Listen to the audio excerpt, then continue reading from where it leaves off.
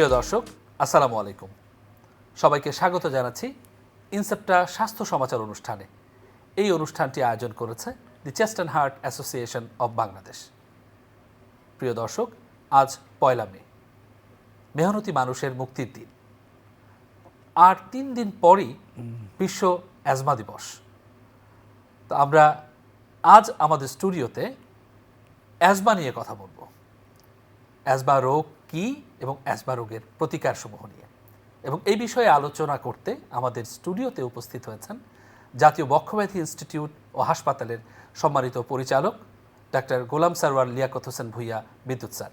Sir, আমরা যেমনটি বলছিলাম, আজকে আমাদের আলোচ্য বিষয় অ্যাজমা বা হাঁপানি রোগ। আপনার কাছে প্রথমেই জানতে চাইব, হাঁপানি রোগটা আসলে কি? বাংলায় বলে হাঁপানি, অনেকে আবার মনে করে অ্যাজমা এক জিনিস, হাঁপানি অন্য জিনিস। বাট অ্যাজমা এবং হাঁপানি একটা শ্বাসনালীর সমস্যা, যেটাতে যারা আক্রান্ত ব্যক্তি সাধারণত কিছু উপসর্গ নিয়ে উপস্থাপন করে, যেমন তাদের কাশি থাকে, শ্বাসকষ্ট থাকে, গলায় আওয়াজ হয় এবং বুকে চাপ থাকে। পাশাপাশি দেখা যায় যে তাদের এই শ্বাসকষ্টগুলি কিছু ফ্যাক্টর আছে, ওই ফ্যাক্টরের সান্নিধ্যে আসলে তখন শুরু হয়ে যায়, এবং এটা আমরা বলি যে একটা রিভার্সিবল কন্ডিশন, যে তার শ্বাসনালীর যে উপসর্গগুলি এটা কিন্তু আবার একদম সম্পূর্ণ পূর্বের অবস্থায় ফিরে যাবে এবং সে সম্পূর্ণ সুস্থ অবস্থায় থাকতে পারবে। স্যার, অনেকে বলে থাকেন অ্যাজমা আর অ্যালার্জি, এই দুটো কি একটা আরেকটার পরিপূরক কিনা? কিছু অ্যাজমা ফেনোটাইপিং আছে, যেগুলি আর্লি বা চাইল্ডহুড অ্যাজমা আমরা যেগুলি বলি, বা অ্যালার্জি ড্রাইভেন অ্যাজমা, সেগুলির সাথে অ্যালার্জির অবভিয়াসলি একটা রিলেশন আছে। আর এর বাইরেও কিন্তু অ্যালার্জি ছাড়াও কিন্তু অ্যাজমা হয়, বিশেষ করে যেগুলি অ্যাডাল্ট অনসেট থাকে, এগুলি কিন্তু অ্যালার্জির সাথে রিলেটেড না। তবে অ্যালার্জি অনসেট যেগুলি হয় অ্যালার্জি ড্রাইভের, তাদের কিছু অ্যাডভান্টেজ আছে। এগুলি চাইল্ডহুড ভ্যারাইটিতে হয় এবং এগুলি স্টেরয়েড আমরা যে ইউজ করি তাতে রেসপন্সিভ হয়, এবং তাদের উপসর্গগুলি চিকিৎসা করলে দ্রুত একটা নিয়ন্ত্রণে চলে আসে। স্যার, অ্যাজমা রোগটা আসলে কাদেরকে সাধারণত আক্রান্ত হয়ে থাকেন? যদি বলতে হয়, এটা আমরা বলি multifactorial disease. Multifactorial means genetic plus environmental exposure. Second হলো, যদি আমরা এজ কনসিডারেশন করি, it can occur at any age, একদম বাচ্চার থেকে শুরু করে মধ্যবয়স্ক, যুবক এবং দেখা যাচ্ছে বৃদ্ধ বয়সেও অ্যাজমা হতে পারে।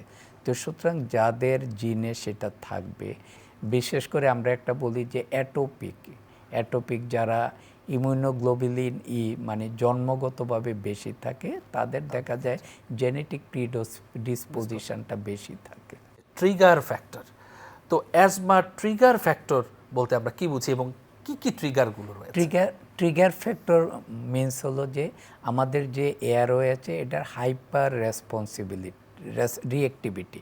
এটা জিনিসটা হলো যে কিছু কিছু জিনিস আছে যা আমরা খাই, ইনহেল করি বা এক্সপোজ হই, সুস্থ মানুষের কোনো রকম ক্ষতি করে না। বাট যারা অ্যাজমা আছে বা যারা অ্যাটোপিক, তাদের দেখা যাচ্ছে যে এয়ারওয়ে হাইপার রিঅ্যাক্টিভিটি করে, এয়ারওয়ে কনস্ট্রিকশন হয়, মানে এয়ারওয়েটা সরু হয়ে যায়, তখন অ্যাজমার সিমটমগুলি হয়।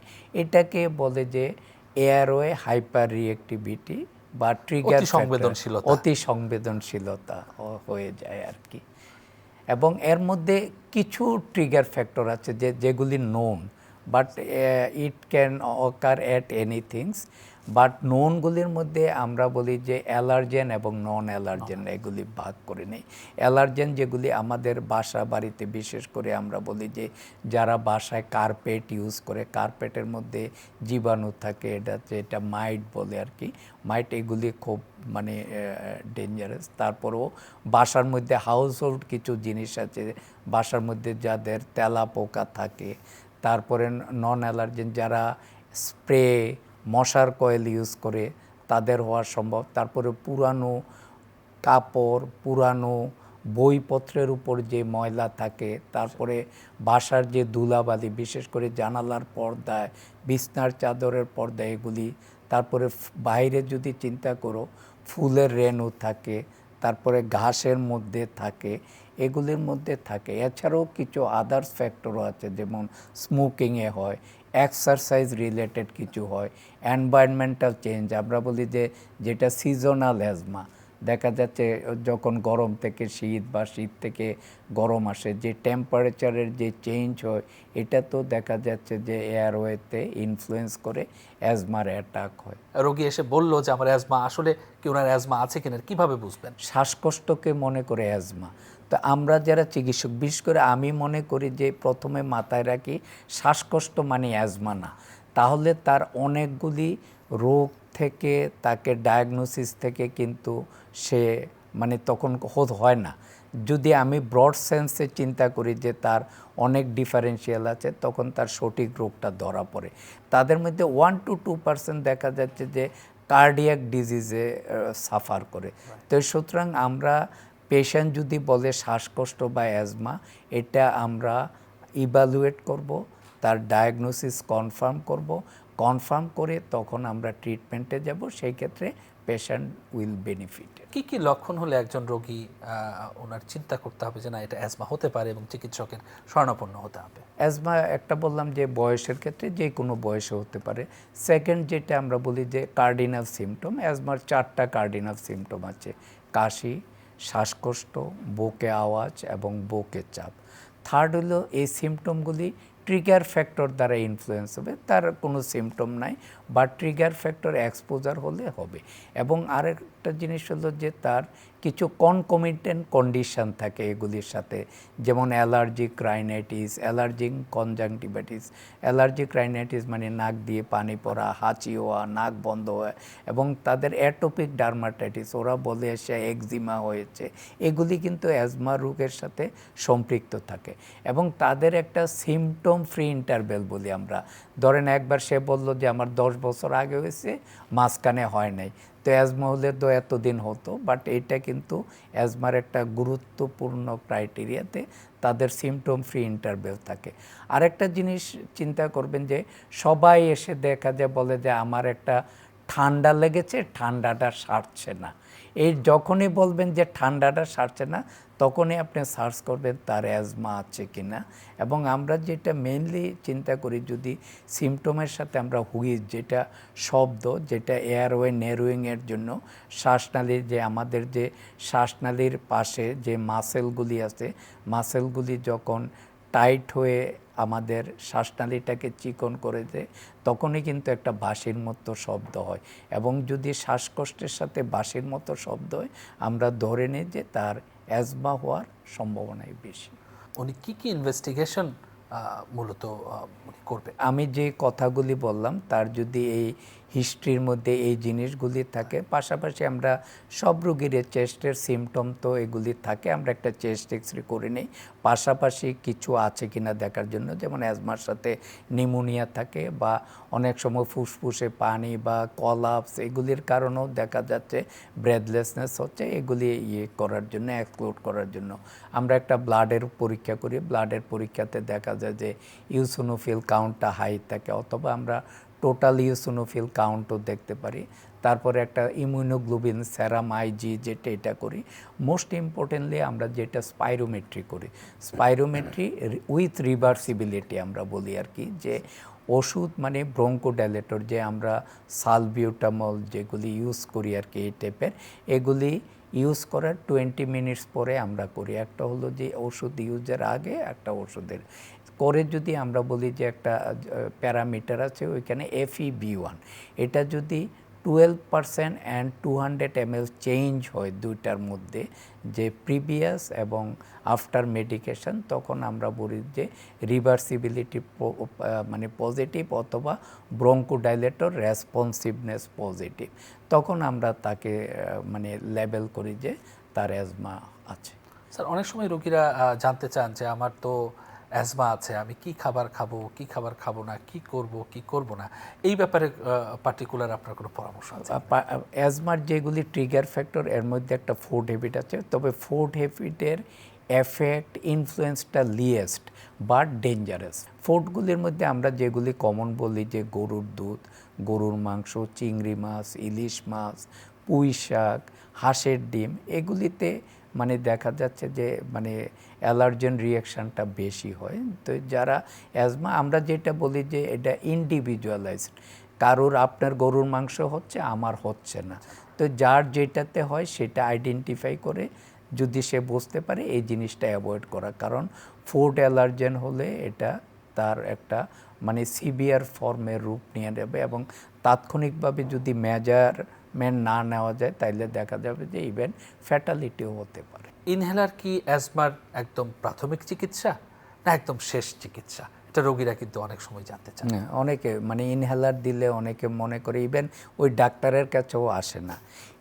ইনহেলার যেটা ফর্ম, আমাদের দুইটা ফর্মে আছে, ব্রঙ্কোডাইলেটর এবং স্টেরয়েড।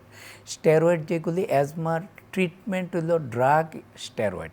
এখন স্টেরয়েডের সাইড ইফেক্ট অনেক বেশি। কোনগুলির? যেগুলি ওরাল ফর্ম বা প্যারেন্টারাল ট্যাবলেট আকারে বা ইনজেকশন আকারে নিচ্ছে। কারণ অ্যাজমা, ডায়াবেটিস, হাইপারটেনশন এগুলি তো হলো যে কন্ট্রোলেবল ডিজিজ, তো তাকে তো কন্ট্রোল রাখতে হবে। সেই জন্যই কিন্তু ইনহেলার এসেছে। ইনহেলারে ব্রঙ্কোডাইলেটর যেগুলি সেগুলি তো ক্ষতিকারক না, কিছু লোকাল কিছু সাইড ইফেক্ট ছাড়া। স্টেরয়েড যেটা, স্টেরয়েড নিলে অনেকে মনে করে যে এটাতে তো স্টেরয়েড লেখা আছে, ক্ষতিকারক, এটা নিলে ছাড়া যাবে না, বা এটা আমার কি এত অ্যাজমা হয়েছে আমি এটা যে নিতে হবে। বাট এইরকম না, এটা আমরা মনে করি যে, এবং আমরা বলি এখন যে ইনিশিয়াল ট্রিটমেন্টে হলো যে ইনহেল স্টেরয়েড দিয়ে। যখনই তার অ্যাজমার ডায়াগনোসিস হবে তখন থেকে এটা আমরা স্টেপ কেয়ার ম্যানেজমেন্ট আছে, অ্যাকর্ডিং টু কোন স্টেপে আছে, স্টেপ 1, 2, 3, 4, 5, অ্যাকর্ডিংলি তাকে ইনহেল ফর্ম দিব। এবং এটা কিন্তু আমরা তাকে আবার বন্ধ করতে পারবো। সে মনে করে যে এটা অনেকে আমরা লিখে দিয়ে চলবে, 1 মাস পরে দেখা করবেন, সে মনে করে এই ওষুধ সারা যোগ জীবন চলবে। বাট এটা হলো যে আমরা তো প্রেডিক্ট করতে পারি না তার রেসপন্সটা, যে 1 মাস 2 মাস পর ফলো আপ করে তখন আমরা একটা সিদ্ধান্ত নেই। তো সুতরাং আমার মনে হয় যে এটাতে না ঘাবড়িয়ে ওষুধটা যদি শুরু করে, এবং আমরা টার্গেট থাকে 3 to 6 মান্থে যখন তার গুড রেসপন্স হবে, ডিজিজ গুড কন্ট্রোল থাকবে, তখন কিন্তু আমরা কমপ্লিট মানে ইনহেলার আমরা বন্ধ করে দিতে পারি। অনেক সময় রোগীরা প্রথমেই যে প্রশ্নটা করেন যে আমার স্যার অ্যাজমা হয়েছে, আমি কি এটা পুরোপুরি ভালো হবে কি? কাউন্সিলিং একটা important factor. Asthma inflammatory disease, এটা কন্ট্রোলেবল ডিজিজ এবং নট কিউরেবল ডিজিজ। তো সুতরাং তাকে যদি বলা হয় যে হ্যাঁ আপনার এটা অ্যাজমা হয়েছে, আপনি কখনো ভালো হবেন না, তখন কিন্তু সে ঘাবড়িয়ে যাবে যে আপনি সুস্থ থাকবেন, কখনো কখনো আপনার সমস্যাগুলি বেড়ে যেতে পারে। তো সুতরাং সেই অনুযায়ী কিছু তাকে প্ল্যান দিয়ে দিতে হবে। আপনার যখন বেড়ে যায় কি করবেন, কখন চিকিৎসকের সাথে পরামর্শ করবেন, এবং কোনটা হলে নেবুলাইজার নেবেন, কোনটা হলে ইনজেক্টেবল স্টেরয়েড নেবেন, অথবা ইমার্জেন্সিতে যাবেন। তখন এগুলি যদি বুঝিয়ে দেওয়া হয়, পেশেন্ট যদি এটা বুঝতে পারে যে হ্যাঁ না ওর অ্যাজমা হয়েছে, ভালো হবে না মানে যে এটার জন্য সে ক্যান্সার বা অন্য কিছুর মতো যে তার প্রগনোসিস হবে, ওই রকম না, যে তার এটা থাকবে, বাট তাকে ওষুধ খেয়ে নিয়ন্ত্রণে রাখতে হবে। এবং ওষুধের পাশাপাশি যে কিছু ট্রিগার ফ্যাক্টর আছে সেগুলি অ্যাভয়েড করে যদি নিয়ন্ত্রণ রাখা যায়, তার একটা ভালো গুড কন্ট্রোল থাকবে, এবং সে কন্ট্রোলটাকে লং টার্ম মেনটেন করে যেতে হবে। আমাদের অ্যাজমা যে মানে মেইন চিকিৎসার উদ্দেশ্য থাকে to achieve and maintain good control. আগে অর্জন করে এটাকে রক্ষা করে চলে যাও। আসলে স্যার ওষুধ কারোই দীর্ঘদিন খেতে ভালো লাগে না, তাই অনেক রোগী তার ইচ্ছা মাফিক কখনো বন্ধ করছেন ইনহেলার, কখনো চালু করছেন। তো সেই রোগীদের ক্ষেত্রে আপনার কোনো মেসেজ? স্মার্ট থেরাপি মানে যেটার মধ্যে দুইটাই থাকবে, রিলিভার এবং প্রিভেন্টার থাকবে। আমরা যেটা করি, আমরা যে চিকিৎসা দিই, এতে দেখা যায় যে পেশেন্ট যেটা আমাদের প্রিভেন্টার ড্রাগ যেটা স্টেরয়েড যেটা থাকে, এটা দেখা যায় যে 1-2 মানে 1টা বা 2টা ক্যান ইউজ করে, তখন আর শুধু রিলিভার ড্রাগ ইউজ করে, যে এটা নিলে সে তাৎক্ষণিকভাবে আরাম পায়।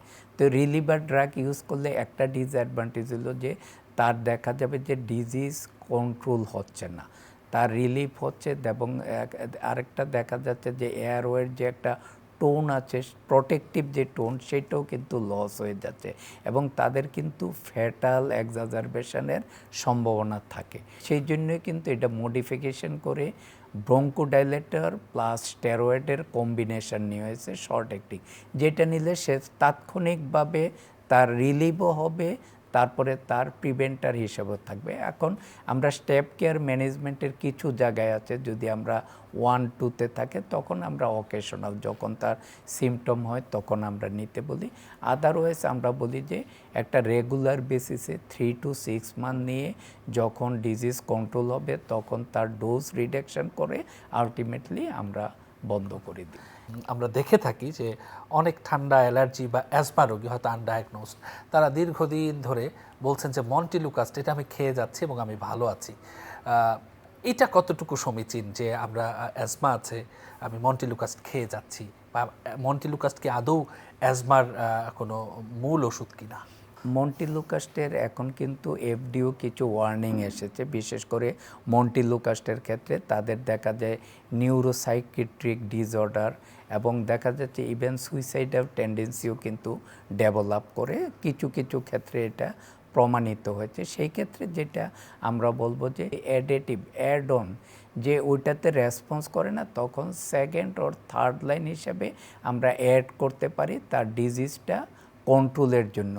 তার মানে এই না যে এক্সাজারবেশন নিয়ে হাসপাতালে আসলো তাকেও মন্টিলুকাস দিতে হবে, তার সিমটম নাই তাকেও মন্টিলুকাস দিতে হবে, এটা না। আমরা যেটা করব যে আমরা ইনহেলারের কথা বলবো, যেটা স্টেরয়েড এবং ব্রঙ্কোডাইলেটর আছে সেটা নিবে। আর মন্টিলুকাস সব ক্ষেত্রে ইউজ করা ঠিক হবে না এবং উচিতও না, এবং এটা অ্যাজমার কোনো চিকিৎসার মধ্যেও পড়ে না। প্রিয় বা শখের পোষা প্রাণী, অ্যাজমা রোগী শখের প্রিয় পোষা প্রাণীটি নিয়ে একটা প্রশ্ন করে যে আমার তো বাসায় বিড়াল আছে, পাখি আছে, আমার তো অ্যাজমা আছে, আমি কি সেটা প্রতিপালন করতে পারবো কিনা? আমি আমার যত অ্যাজমা রুগী আসে প্রথমে জিজ্ঞেস করি বাসায় বিড়াল আছে কিনা, বিশেষ করে মেয়েদেরকে। তাদের দেখা যায় এখন একটা মানে ট্রেন্ড হয়ে গেছে যে তারা বাসায় এটা রাখে, এটাকে নিয়ে ঘুমায়, এটাকে সবসময় রাখে। তাদের যে মানে লোম, তারপরে তাদের যে এক্সক্রিটা, এগুলি কিন্তু ট্রিগার হিসেবে কাজ করে। তো আমি রিকোয়েস্ট করব যাদের বিশেষ করে অ্যাজমা যাদের আছে তাদের অবশ্যই বাসায় বিড়াল রাখা উচিত না। পাখির ক্ষেত্রেও সেম। পাখির ক্ষেত্রে কিন্তু আরও বড় ধরনের রোগও হয়। আমরা একটা ডিজিজ আছে আমাদের রেসপিরেটরি সাবজেক্টে, ডিফিউজ প্যারেনকাইমাল লাং ডিজিজ, যেটা এটা কিন্তু পাখির থেকে হয়। তো সুতরাং আমরা বলবো যে যাদের বাসায় অ্যাজমা রোগী আছে তারা যাতে এই জিনিসগুলি বাসায় না রাখে। আমরা স্যার একদম শেষের দিকে আছি, দুটো জিনিস জানতে চাইবো খুব বার্নিং। একটা হচ্ছে অ্যাজমা রোগী বা হাঁপানি রোগী যারা ধূমপায়ী, তাদের ক্ষেত্রে পরামর্শ, এবং জানতে চাইবো অ্যাজমাতে প্রতিষেধকের ভূমিকা। ধূমপান তো শুধু অ্যাজমার জন্য না, আমরা রেসপিরেটরি অনেক ডিজিজে ধূমপানের সাথে ডিরেক্টলি রিলেটেড, বিশেষ করে সিওপিডি, লাং ক্যান্সার, ডিপিএউডি, তিনটা ধূমপানের সাথে ডিরেক্টলি রিলেটেড। আর যারা অ্যাজমা রোগী হয়, অ্যাজমা রোগীদের একটা হলো যে যারা ধূমপায়ী আর কি, তাদের দেখা যায় যে একটা পর্যায়ে আমাদের সিওপিডি শো, যেটা আমরা বলি যে একও বলি, যেটা অ্যাজমা সিওপিডি ওভারল্যাপ, তাদের হওয়ার সম্ভাবনা বেশি। সেকেন্ড হলো যে তাদের যে ইনফ্লামেশন, এটা দেখা যাচ্ছে মেজরিটি নিউট্রোফিলিক ড্রাইভেন হয়, এবং নিউট্রোফিলিক ড্রাইভেন যেগুলি থাকে এগুলি দেখা যাচ্ছে যে ট্রিটমেন্টে খুব একটা রেসপন্স করে না। তো সুতরাং আমি বলবো ধূমপায়ী যারা, তারা অবশ্যই ধূমপান ত্যাগ করবে। আর ভ্যাকসিনের ব্যাপারে অ্যাজমা, সিওপিডি, কিছু রেসপিরেটরি ডিজিজ আছে। আপনি জানেন যে অ্যাজমাতে রিকারেন্ট পেশেন্টের মানে ঘন ঘন অনেকের ক্ষেত্রে স্টেরয়েড ইউজ করতে হয়, তাদের ক্ষেত্রে নিউমোনিয়া হওয়ার একটা সম্ভাবনা থাকে। তো সেই ক্ষেত্রে আমরা বলবো যে নিউমোনিয়ার যে ভ্যাকসিন আছে অবশ্যই অ্যাজমা রোগীরা যাতে নেয়। আরেকটা হলো যে অ্যাজমার যে এক্সাজারবেশন, এটা কিন্তু একটা ভাইরাল দ্বারা হয়, ভাইরাল ইনফেকশন দ্বারা হয়। তো সেই ক্ষেত্রে ইনফ্লুয়েঞ্জা একটা ইম্পর্টেন্ট ফ্যাক্টর।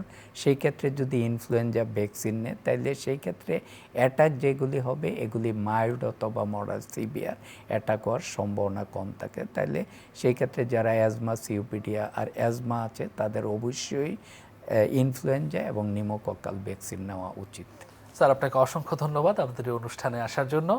প্রিয় দর্শক, এতক্ষণ আমরা শুনছিলাম অ্যাজমা রোগের নানান দিক নিয়ে।